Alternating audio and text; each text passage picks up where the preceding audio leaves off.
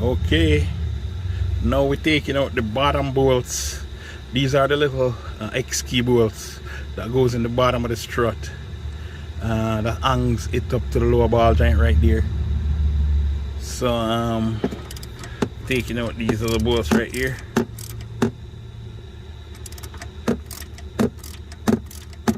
Now loosen these so the strut can come off the control arm.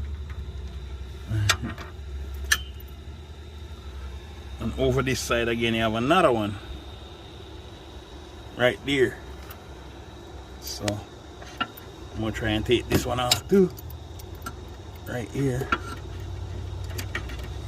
See? Let these go.